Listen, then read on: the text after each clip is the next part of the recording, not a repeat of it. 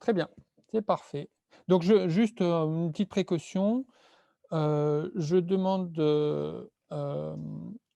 si vous voulez réagir, je vous demande d'une part de garder vos micros, fermés et si vous voulez réagir, vous pouvez réagir dans la conversation. On va suivre au niveau de la conversation et c'est moi qui, interrogerai, Pascal s'il y a besoin. Tout au long de l'exposé, il y aura des petits sondages qui vous permettront de participer.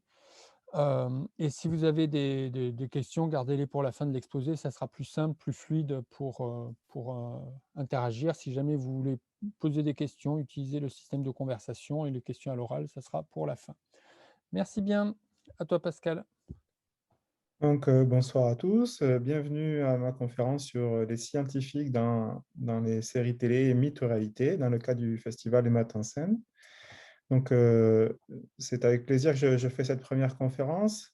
Cette conférence, comme l'a rappelé Xavier, sera utile et vous permettra de commencer la chasse au trésor dans les prochains jours. Donc, à chacune des conférences qu'il y aura, il y aura des questions posées pour la chasse au trésor, donc qui vous permettra de progresser dans cette chasse. Donc, regardez ces conférences, c'est quelque chose de très utile pour vous.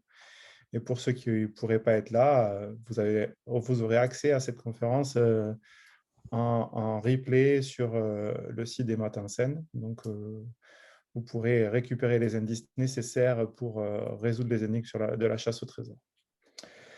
Donc, je suis enseignant-chercheur. Ma spécialité, c'est la sécurité informatique. Je travaille au laboratoire au LIMOS, à l'Université Clermont-Auvergne. Et je vais vous parler des scientifiques dans les séries télé. Est-ce que c'est un mythe ou une réalité? Donc, on va explorer les séries télé tous ensemble et il y aura des questions, des sondages interactifs pour que j'ai un petit retour de votre part. Si vous avez des questions, je ne vois pas le chat, mais par contre, Xavier pourra lire les questions et me les poser au fur et à mesure de l'exposé. Alors, quelle est l'image du scientifique? Est-ce que ça serait le doc dans Retour vers le futur, un savant fou, une experte en biologie dans un laboratoire, ou comme dans Jurassic Park à droite, des personnes qui modifient l'ADN pour créer des choses, ou un geek sur la gauche, féru d'informatique? Quelle est l'image du scientifique dans ces séries télé? Alors, je vais prendre plusieurs exemples. Mais avant, je voudrais juste montrer des vrais chercheurs en informatique. Donc, en haut à droite, vous avez Rivesh, Amir et Adelman, qui sont les inventeurs du cryptosystème RSA. Donc, en la photo en noir et blanc, c'est quand ils ont inventé ce cryptosystème, et la photo dessous, ils sont encore tous les trois dans le même ordre, c'est 20 ans après. Donc, ils ont obtenu le prix Turing pour cette découverte, qui était le premier chiffrement à clé publique. Dessous, vous avez deux autres chercheurs en sécurité informatique qui ont également eu le prix Turing, qui s'appellent Silvio Micali et Shafi Goldwasser, qui ont eu le prix Turing il y a quelques années. Et dessous, vous avez Richard Stallman, qui est le père du logiciel libre, et Jan Goldberg, un autre chercheur en informatique qui a participé à développer des logiciels pour préserver l'anonymat et le respect de la vie privée sur Internet. À gauche ici, c'est les orateurs et les participants à une conférence en informatique il y a quelques années. Donc, vous pouvez voir à quoi ressemblent de vrais chercheurs en informatique et des scientifiques en général.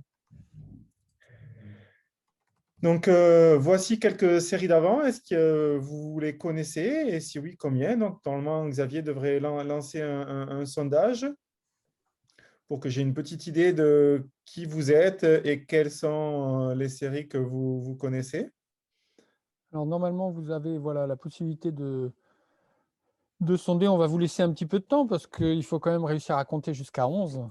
Donc, Oui, et puis il avant faut de essayer répondre. de reconnaître les séries aussi. Donc, peut-être que certaines sont familiers de ces séries, peut-être que certaines n'ont jamais vu ces personnages célèbres des séries.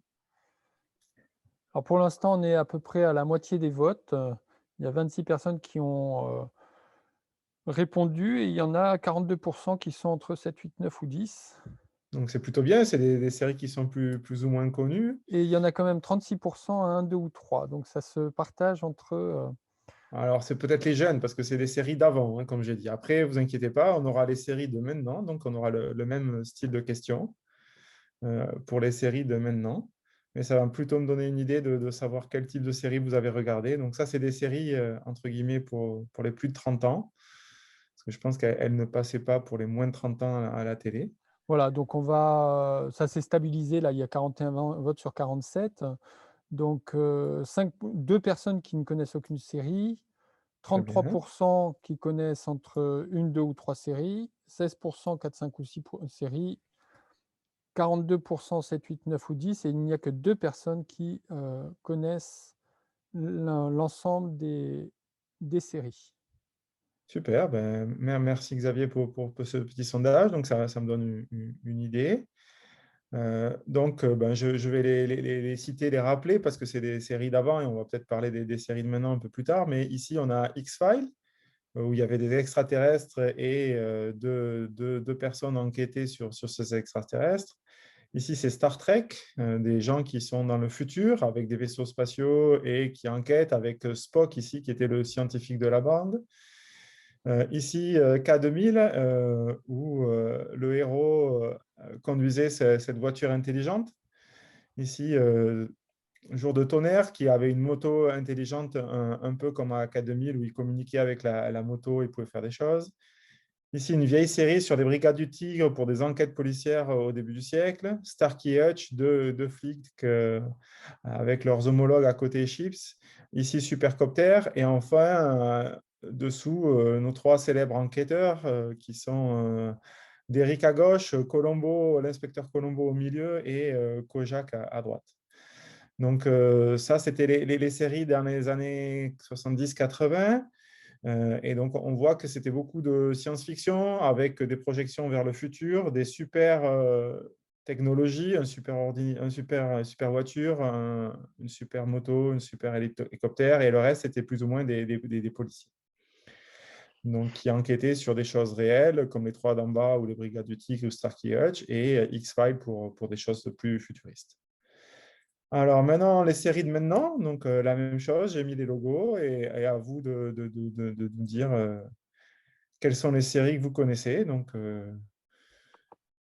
normalement, ceux qui n'en connaissaient pas avant devraient en connaître plus maintenant. Voilà.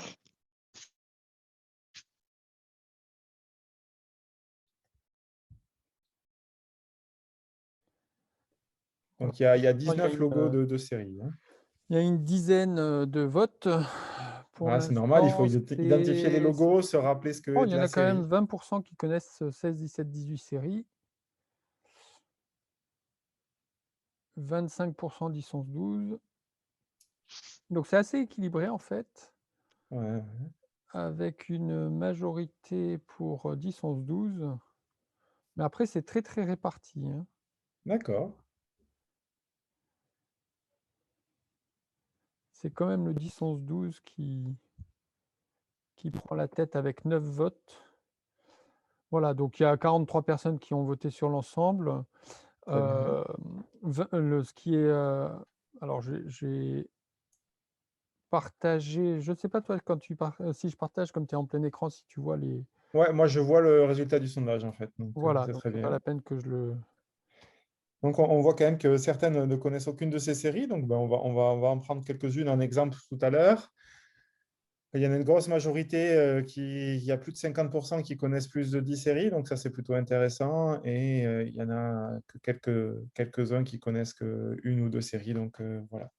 Donc, ben, j'espère que ça vous donnera envie d'aller les voir parce qu'il y en a certaines qui sont vraiment géniales, donc que j'aime beaucoup. Et donc, au fur et à mesure, on va décrypter ces séries-là, peut-être pas toutes, mais une bonne partie pour comprendre qu'est-ce qu'un scientifique et est-ce que c'est un mythe, une réalité, et comment ça marche. Donc, on va parcourir tous ensemble ces séries. Alors, on va d'abord parcourir quelques séries, comme j'ai dit, et après, je prendrai des points précis dans chacune des séries pour que vous interrogez, voir si vous pensez que c'est un mythe ou une réalité. Et on essaiera de voir qu'est-ce qui est des mythes et qu'est-ce qui est une réalité dans ces séries au niveau des scientifiques. Donc, j'ai plutôt pris des scientifiques qui étaient connus dans ces séries-là. Alors, on va commencer par quelques séries. Alors, qui connaît cette série? Donc, c'est beaucoup plus facile à répondre. Donc,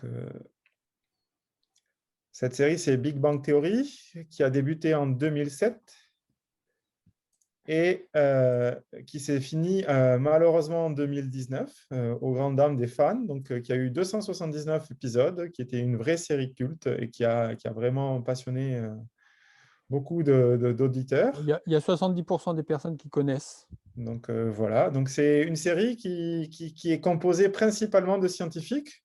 Donc on a Howard, Leonard et le héros, ici Sheldon Cooper, je ne sais pas si vous voyez ma souris. Donc la personne avec le t-shirt vert, qui est le héros de cette série. Et ces trois sont des physiciens.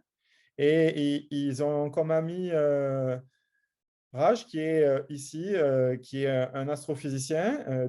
Deux sont en colocation, partagent un appartement. Et c'est un peu comme si c'était Friends pour les scientifiques. Et ils ont une amie à droite qui est Amy, qui est, elle, neuroscientifique.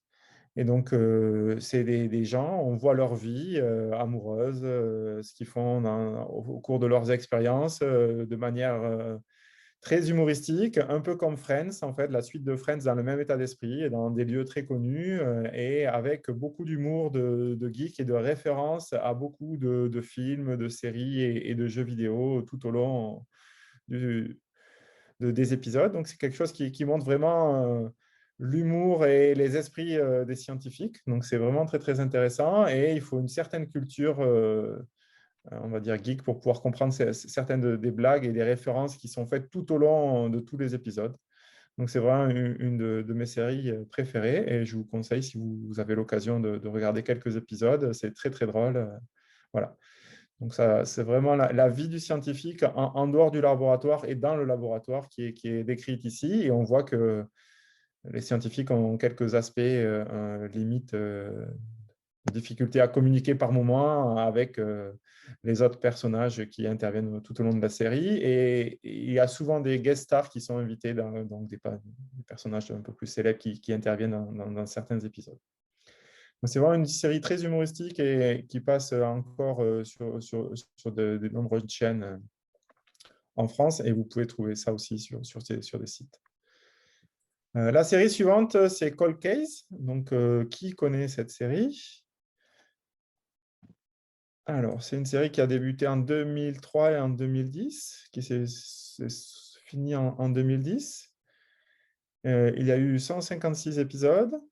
Et donc, dans cette série, l'héroïne ici en couleur par rapport à l'équipe, c'est Lily Rush, qui est une, une 60% enquêtrice. des personnes qui connaissent la série. Très bien. Et donc, du coup, là, l'objectif, c'est de résoudre des affaires classées. C'est pour ça que ça s'appelle cold case. Donc, des affaires qui n'ont pas eu d'élucidation au moment des faits et qui sont classées dans des cartons. Et à chaque épisode, son équipe, avec des techniques modernes, essaye de retrouver qui a commis un crime ou un délit et essaye de remonter dans le temps, donc en interrogeant et en revisitant les affaires de l'époque aux lueurs des progrès scientifiques. Donc, c'est assez intéressant et on voit que la science est un élément important dans cette série. Donc, toujours dans la même lignée, on a Bones qui a fait 246 épisodes de 2005 à 2017 et dont l'héroïne est le docteur Temperance Brennan, qui est la dame à droite ici, qui est à la tête d'un laboratoire. Et ici, la spécialité, c'est d'analyser les os, donc les corps humains des os, donc souvent de cadavres retrouvés et totalement décomposés, il ne reste que des os ou des fragments d'os, pour retrouver comment s'est passé le crime, et ceci à l'aide de nombreuses techniques modernes, comme l'analyse à l'ADN, la reconstruction 3D, etc., l'analyse chimique, etc., etc. Donc, on voit que c'est vraiment très intéressant. 57% des personnes qui connaissent. Donc, voilà. Donc, c'est plein d'humour et le docteur Temperance Brennan est à la tête d'un laboratoire et on voit tous ses collègues ici et son futur comment dire, mari qui est à sa droite et l'enquêteur qui utilise les services de ce laboratoire. Donc, une série qui était de 2008 à 2015, qui était Le Mentaliste, qui a eu 151 épisodes. Donc là, on a une autre type de série sur un autre style. Donc, on a des enquêteurs qui se font aider de Patrick Jane. Et le service d'enquête est dirigé par Teresa Lisbonne, la dame devant la déesse.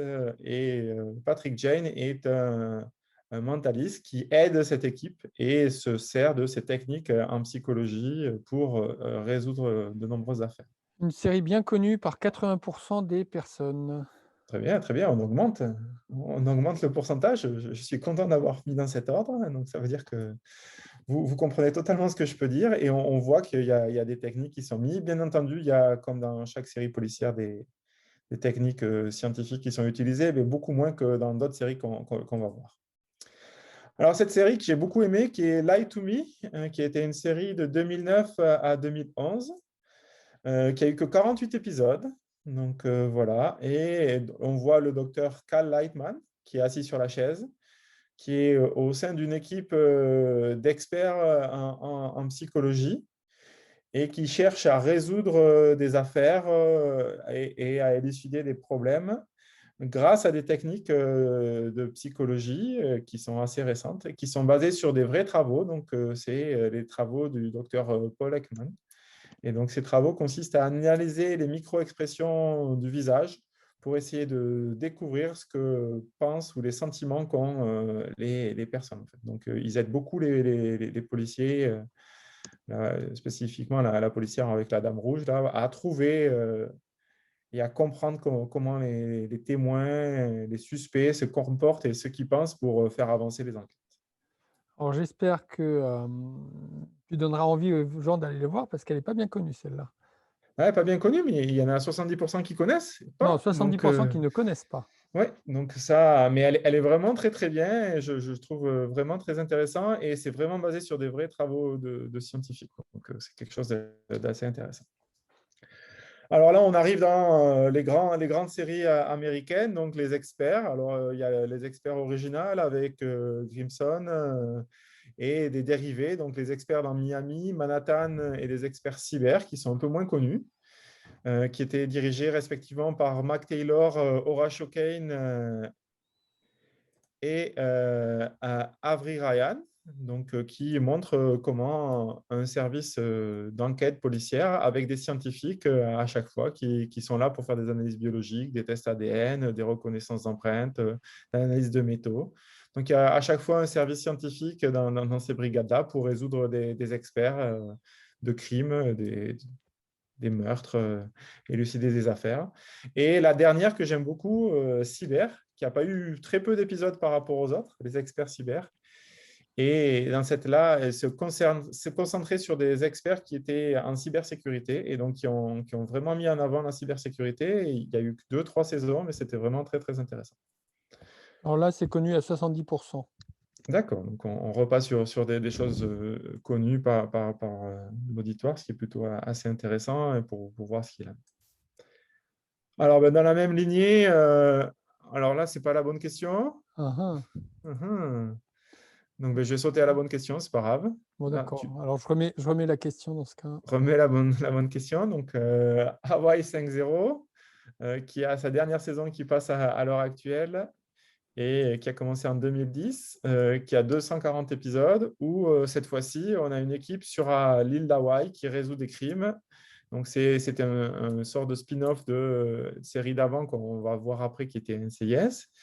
Et donc là, ça a la particularité d'avoir des enquêteurs, des policiers de terrain qui sont en haut et dessous, j'ai mis les scientifiques qui les aident.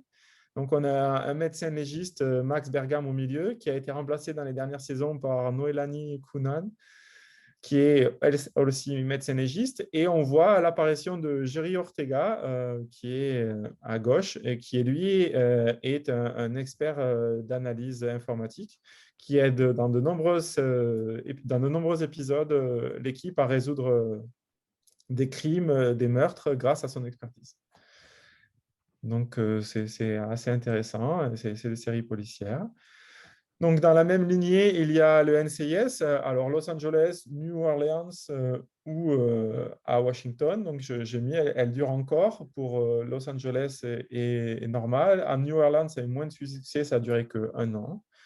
Et donc, c'est pareil, c'est des membres du NCIS, un service de la Navy. Alors Euh, comme j'ai pas préparé la question, je vous propose de revoter sur la question Hawaï 5.0, mais en ayant comme question en tête, est-ce que vous connaissez la série NCIS? Parfait. Et donc là, on a plusieurs éléments. Dans la série originale qui est en bas, on a Abigail Chioto, qui était l'experte scientifique, en plus d'un médecin légiste que je n'ai pas mis, qui étaient les deux docteurs en bas à droite dans l'image ici. Et ce médecin, en plus de ces deux médecins légistes, donc vous êtes plus de 50% à connaître. Abigail Chioto, Abby pour son nom plus court dans la série, réalisait des analyses scientifiques sur des métaux, sur des gaz. Elle faisait des échantillons ADN, elle prélevait et regardait la composition de plusieurs choses. Elle a faisait aussi des analyses et des techniques pour hacker un peu. Et on a aussi la personne qui est debout avec une chemise blanche ici, qui est aussi un expert en informatique qui aide cette équipe à résoudre les crimes. Et au-dessus, à Los Angeles, on a deux experts en informatique qui sont Penelope Knapp-Jones et Eric Bael, qui, eux, sont dédiés à l'informatique pour aider l'ensemble de l'équipe à résoudre les crimes. Donc, on voit également qu'il y a une équipe de scientifiques qui permet de faire des analyses et surtout des enquêtes plus numériques que dans d'autres séries. Alors, on a une série française, j'ai mis Eris, donc voilà, qui est peut-être moins connue de la plupart, qui a duré de 2006 à 2014. On a une centaine d'épisodes. Et donc, c'était un peu la même chose que NCIS, la série américaine, version française, avec des acteurs français, des scénarios plus à la française. Je ne sais pas si beaucoup de personnes ont suivi ces séries-là, mais il y avait également des scientifiques qui permettent. Donc, c'est la série la moins connue. Elle n'a pas eu un très, très gros succès. Alors, maintenant, on va continuer avec Esprit criminel, où pareil, on cherche à faire des enquêtes. Et cette fois-ci, on a Penelope Garcia, qui est une excentrique génie de l'informatique, qui aide à résoudre les enquêtes. Et on a aussi l'aide d'un psychologue ici avec la cravate noire à droite, qui participe à l'aide de ces enquêtes. Donc, c'est pareil, c'est pour résoudre des crimes. Et Penelope Garcia est une vraie geek qui aide beaucoup à hacker les systèmes, à pénétrer dans les systèmes, à prendre le contrôle des caméras de surveillance, à intercepter les communications téléphoniques, etc., etc.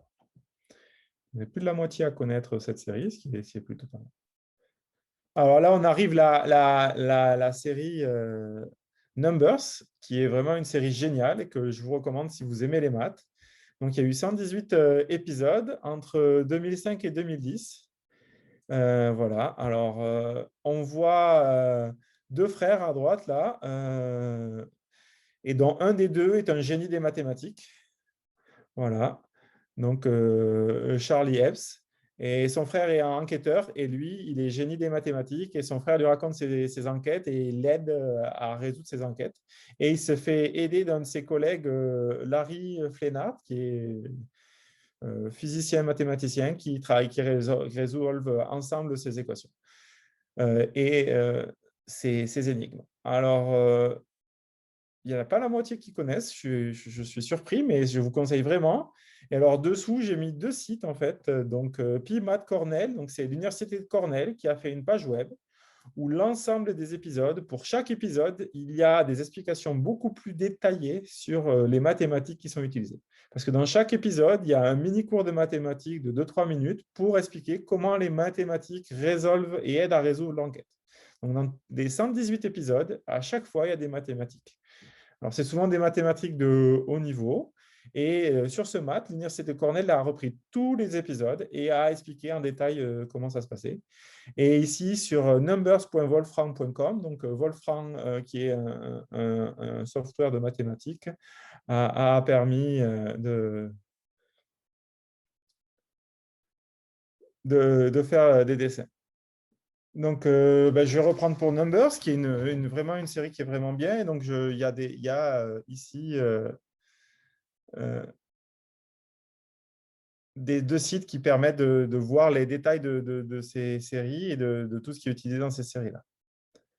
Alors, on voit bien, est-ce que c'est un mythe? Alors là, les mathématiques, dans un certain sens, c'est une sorte de mythe parce que c'est des maths fondamentales qui vont à la rescousse de la police. Alors, les analogies sont faites pour être compréhensibles par le grand public, ce qui a fait un des succès de cette série. Donc, il n'y a pas forcément besoin d'être mathématicien pour comprendre, mais on nous fait donner envie de comprendre les mathématiques et on voit l'application des mathématiques dans beaucoup de domaines et à quoi peuvent servir toutes les théories des mathématiques. À chaque fois, il y a des illustrations graphiques qui disent que c'est un mini-cours magistral du jour en nous expliquant comment ça marche, en donnant des intuitions, en faisant des dessins. Et pour moi, le mythe, c'est que le spectateur semble tout comprendre. Alors, ce n'est pas tout à fait vrai, hein, parce que quand vous allez aller sur les 2 pages que je vous ai données, je pense que le spectateur moyen va avoir du mal à comprendre et c'est des théories très, très, très poussées en mathématiques qui sont utilisées dans la plupart des épisodes. Alors, est-ce que recourir aux maths, c'est toujours pertinent? Ce n'est pas évident. Des fois, quand on connaît un peu la théorie mathématique, on se dit, oui, c'est un peu éloigné. Les explications sont très, très vulgarisées, donc ce qui a fait le succès de la série et qui serait très bien pour donner envie. Par contre, les mathématiques derrière sont inaccessibles à un néophyte. Ça demande des longues années d'études pour faire ça, en fait. Donc, voilà. Après, la réalité, c'est que ça prend du temps à appliquer ces théories et développer tout ce qui est fait, ça se fait pas en 2 minutes ou en 1 heure comme ils avaient fait semble le laisser croire dans la série, en fait. Pour développer ces théories mathématiques et les appliquer, ça peut prendre des jours, voire des mois pour les paramétrer. Donc, la complexité est gommée par la série et on a l'impression qu'ils accélèrent le temps pour la programmation, pour la mise en place de tout ça. Mais par contre, trouver la bonne approche aussi, c'est une réalité, ça prend du temps avant de pouvoir le faire. Donc, voilà. Donc, entre mythe et réalité, oui, il y a des mathématiques qui servent, oui, il y a des mathématiques qui peuvent servir. Donc, ça, c'est la réalité. Et le mythe, c'est que ça prend du temps et que ce n'est pas forcément toujours. Donc, on va passer à la deuxième partie de l'exposé, qui est de savoir est-ce que c'est un mythe ou une réalité pour plusieurs aspects. Alors, le premier, les analyses biologiques. Donc, d'après vous, est-ce que c'est un mythe ou une réalité? Donc, je ne sais pas si tu avais prévu un sondage, Xavier, je ne me rappelle plus si j'avais demandé. Non, on peut demander mythe ou réalité. Non, je n'avais pas, alors il faut que je Tu mets mythe ou réalité, ils choisissent entre les faut que deux. je crée le sondage et puis je Voilà, vais et il y en aura plein des comme ça, en fait. Désolé, Xavier, j'avais oublié celui-là. voilà, donc Donc, j'aimerais avoir votre avis. oui, c'est un mythe. Alors non, c'est, enfin je mets, c'est un mythe comme réponse ou c'est une réalité et je vais lancer le sondage.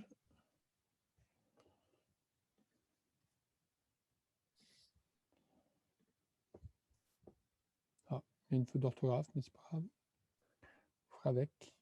Ouais. Alors, est-ce que Alors les analyses... 93, pour l'instant 94 des gens pensent que c'est une réalité. Effectivement, c'est une réalité. Donc, les analyses biologiques, c'est une vraie réalité. Et si on pouvait penser dans les séries d'avant que c'était un mythe, mais maintenant, c'est une vraie réalité. Et effectivement, c'est vraiment ça. Les analyses biologiques sont là. Ce qui va un peu plus vite, c'est comme vous avez pu vous le constater avec le coronavirus, quand on se fait tester, il faut 24 heures pour on vous donne le résultat du test, donc pour faire les analyses. Donc, dans les séries, il faut 5 minutes pour que ils récupèrent un échantillon d'ADN et ils ont l'ADN de suite, alors que dans la réalité, ça prend un peu plus de temps, mais c'est vraiment une réalité. Alors, est-ce que la science égale la justice? Est-ce que c'est la science qui aide à résoudre ou pas? Donc, pareil, mythe ou réalité.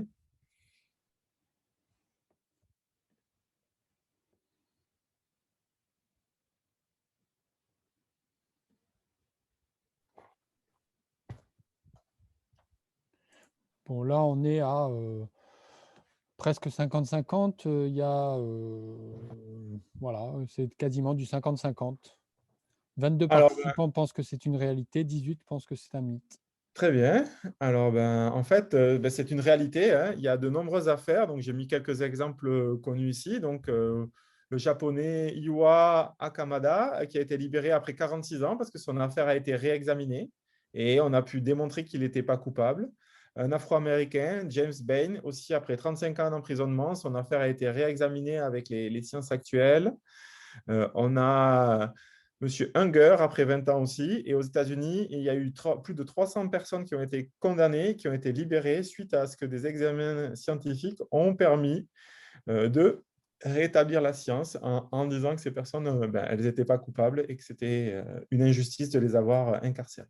Donc, Pascal, il y a oui. plusieurs personnes qui n'ont pas bien compris la question et qui, peut-être une petite ambiguïté. Est-ce que là, tu viens de répondre, la science permet de rétablir parfois la Ouais. justice, mais peut-être que certains participants avaient un peu compris la question comme, est-ce que, avoir une approche scientifique, ça garantit d'avoir, d'être juste? Alors, je ne les ai pas mis non plus, mais pour moi, il y a de nombreuses affaires de nos jours qui sont résolues à l'aide de la science, en fait. Quand on confond un accusé avec de l'ADN ou avec des analyses, il y a quand même, la science aide beaucoup à faire la justice. Alors après, il y a toujours peut-être des injustices parfois, mais je pense que la science a progressé et les progrès scientifiques ont aidé à résoudre certaines affaires et à rendre une justice on va dire, équitable et juste. Mais voilà, mais je peux comprendre que la question était ambiguë. Je vais essayer de poser mieux mes prochaines questions. Alors, est-ce que le savoir est facile? Donc, ça veut dire, est-ce que c'est un mythe ou une réalité que apprendre, c'est facile?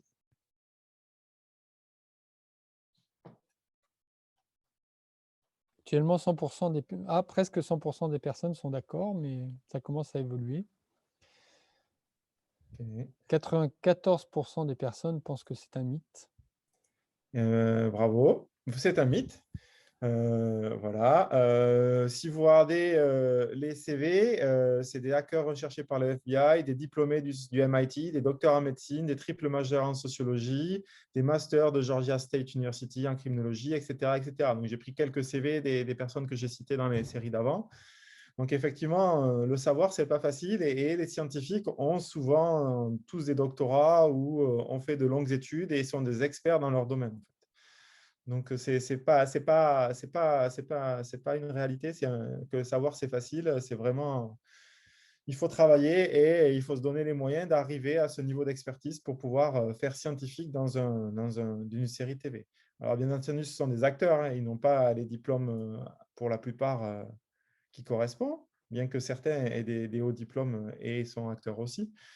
Mais voilà, donc c'est le savoir, c'est pas quelque chose de facile, ce qui laisserait penser la plupart des sciences. Alors, est-ce que la science, est-ce le raisonnement logique?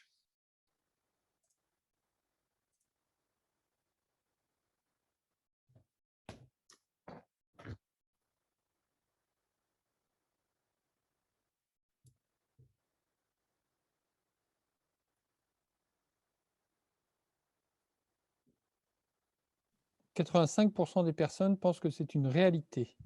Effectivement, c'est une réalité. Donc, dans la plupart des séries, on voit qu'il y a à chaque fois des raisonnements logiques, alors sur des hypothèses plus ou moins réalistes, comme on pourra en discuter un peu plus tard, mais c'est vraiment quelque chose d'intéressant et le raisonnement logique fait entièrement partie de toutes ces séries où on voit apparaître des scientifiques. Alors, est-ce que la science, c'est un look particulier? Mythe ou réalité?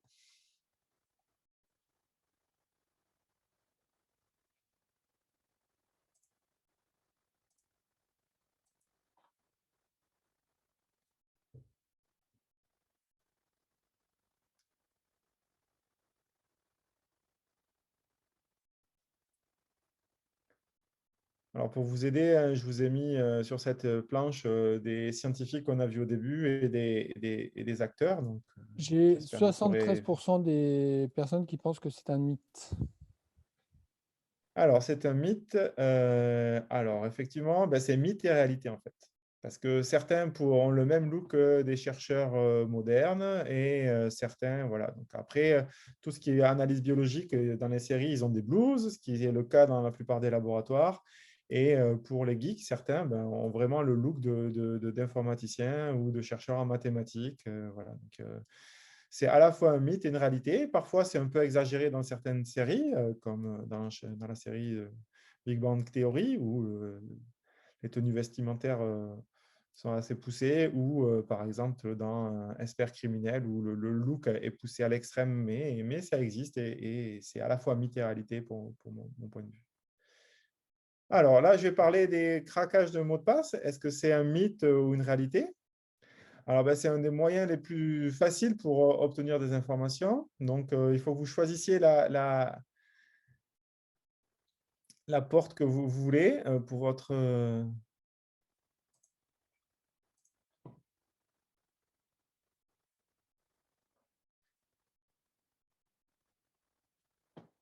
port d'entrée. Donc, soit vous prenez une porte assez simple Il y a et assez facile. 80 des personnes qui pensent que c'est une réalité. Exact, donc c'est bien. Donc, effectivement, vous pouvez avoir une grosse porte comme un coffre-fort pour entrer. Donc, ça conditionne d'avoir un mot de passe fort. Donc, c'est-à-dire un mot de passe à plus de 12 caractères, avec des caractères plus ou moins différents et complexes que vous connaissez et vous êtes le seul à connaître. Par contre, si vous prenez un mot de passe très faible, ben, vous pouvez avoir une porte japonaise très facile à passer. Alors, la réalité, c'est ça, hein. C'est par exemple le prince, j'ai oublié son nom, le prince William, quand il a fait son service militaire, des journalistes sont venus le prendre en photo. Et on voit ici que vous avez le code écrit avec le login et le password écrit ici sur le mur. Donc, les appareils photo ont pris des photos et vous pouvez voir les informations pour se connecter à une application sensible de l'armée britannique. Donc, ça, c'est des failles de sécurité qui existent et qui sont effectivement peuvent être exploitées dans la vraie vie et qui permettent d'accélérer les choses. On voit maintenant dans certaines séries policières où on utilise des empreintes digitales pour ouvrir des portes, pour ouvrir des téléphones, parce que quand il y a une personne qui est décédée, il faut déverrouiller son téléphone, et bien, il suffit de prendre son empreinte digitale. Donc ça, c'est une réalité, hein. Ça marche et ça marche plutôt bien. Donc, pour vous montrer la taille de votre mot de passe, dès que vous avez des mots de passe de longueur 8, il faut maximum 1 heure pour les casser, quel que soit le nombre de caractères pour les petits nombres de passes. Mais vous voyez que dès que vous avez des mots de passe de plus de 12 caractères, il faudra plus d'une année, quelle que soit la puissance de calcul que vous ayez et les nombres de caractères. Donc, c'est vraiment une réalité. Là, j'ai mis mythe aussi parce que pour moi, le mythe, c'est le temps que les gens vont mettre à casser ces mots de passe. Donc, pour casser ces mots de passe, ça prend un temps certain. Si les mots de passe sont simples, ça peut aller très vite. Et il y a des logiciels comme John the Ripper ou H4 qui vous permettent de faire ça de manière très efficace. Par contre, si vous avez des mots de passe un peu plus longs, mais c'est beaucoup plus long et donc ça ne peut pas se faire en 5 minutes comme le montrent certaines séries. Donc, les séries sont accélératrices de temps et permettent d'aller beaucoup plus vite. Alors, la géolocalisation, est-ce que c'est un mythe ou une réalité?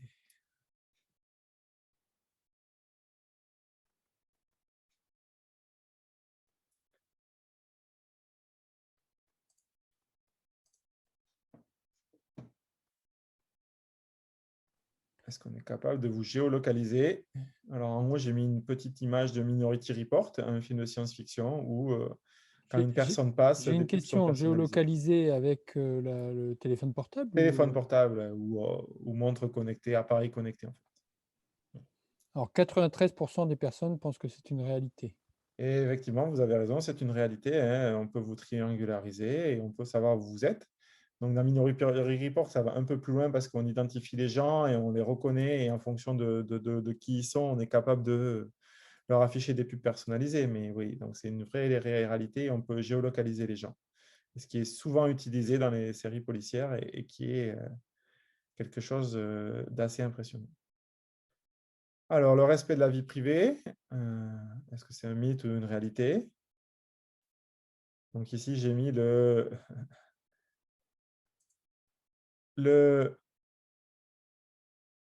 directeur de Facebook, qui est Mark Zuckerberg. Voilà. Et donc, Est-ce que les réseaux sociaux permettent de récupérer l'information sur vous?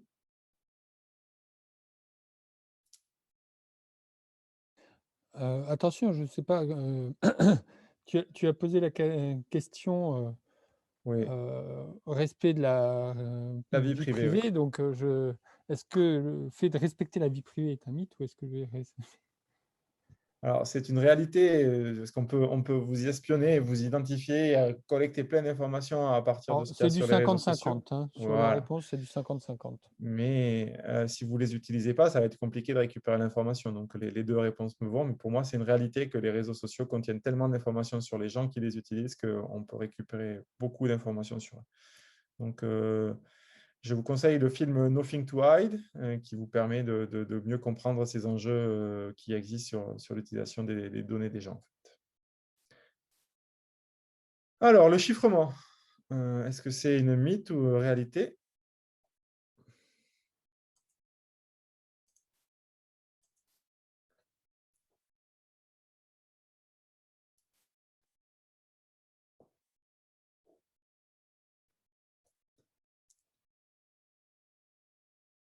Donc ici, j'ai mis le nom d'un épisode. Donc, c'est la saison 4, épisode 5. Donc, si vous voulez aller voir, hein, donc, sur NCIS Los Angeles. Voilà, que je vous conseille. C'est le projet Sinclair. Et donc, c'est la première partie du projet Sinclair.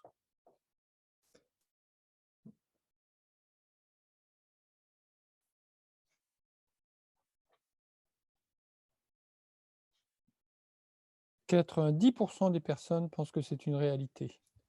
Bravo. Effectivement, c'est une réalité. Et donc, les techniques de chiffrement sont utilisées pour sécuriser les communications entre les agents, mais aussi les agents essayent de casser des techniques de chiffrement. Et donc, dans le projet Sinclair, la CITAL est utilisée. Et donc, au début de l'enquête, est retrouvée une bandelette de tissu qui contient des lettres et des chiffres qu'on ne comprend pas.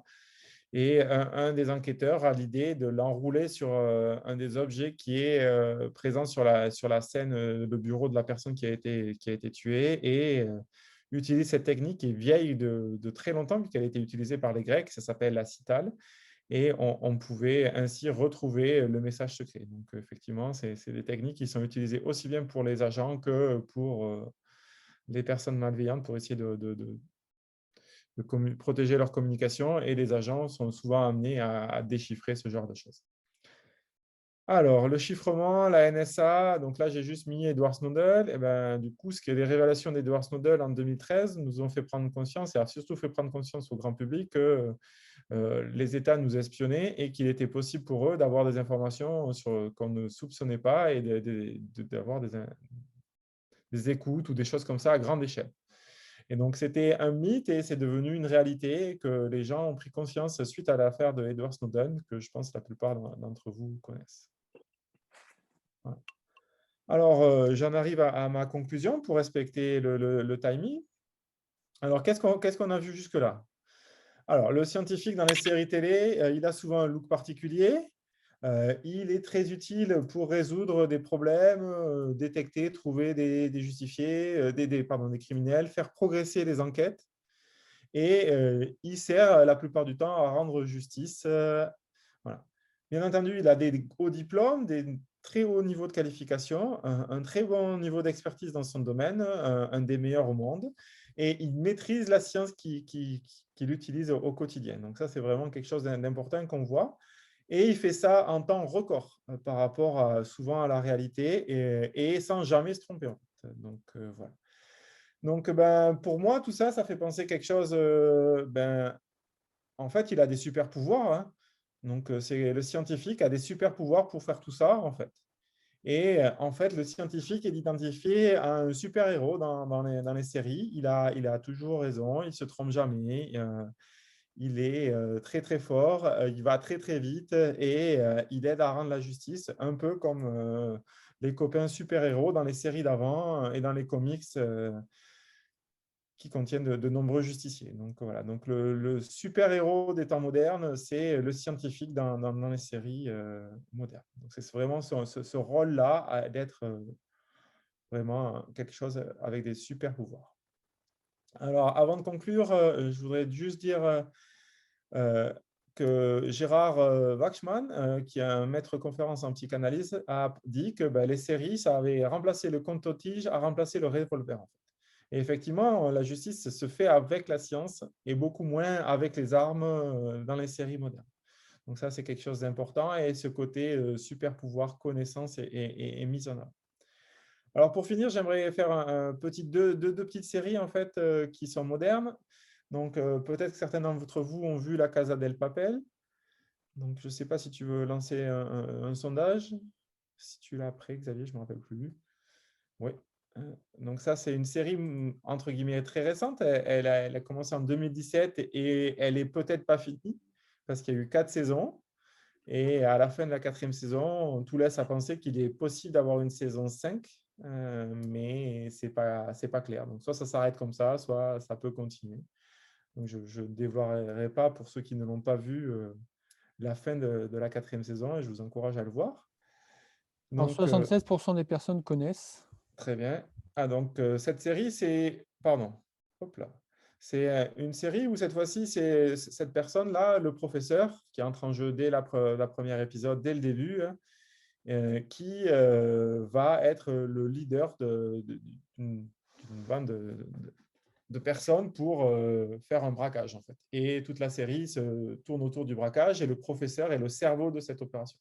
Et donc là, on a une série où c'est plutôt le côté logique qui est mise en place par le professeur, hein. Il a pas des super pouvoirs, mais il a tout orchestré et c'est sa logique implacable qui va permettre de faire la série. Et on voit par rapport aux autres séries d'avant qu'il y a un côté un peu plus humain. En fait, on a changé de mentalité un peu.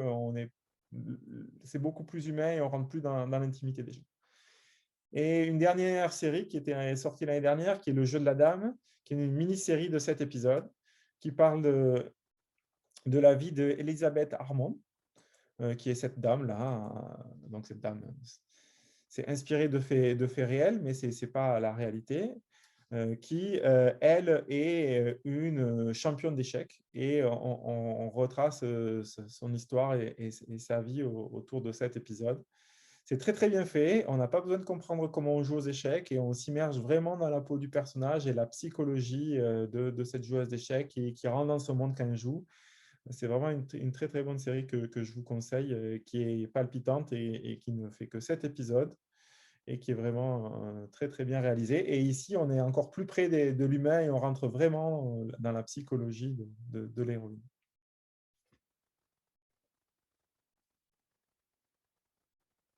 Nous avons 61 personnes, 61% des personnes qui connaissent la série. D'accord, très bien. Merci Xavier. Donc, je voudrais faire une petite, vous remercier pour votre attention. J'espère que vous avez passé un bon moment pour cette première conférence. Comme le dirait le célèbre détective qui est en photo ici, juste une dernière petite question. Donc, je serais ravi de répondre à vos questions.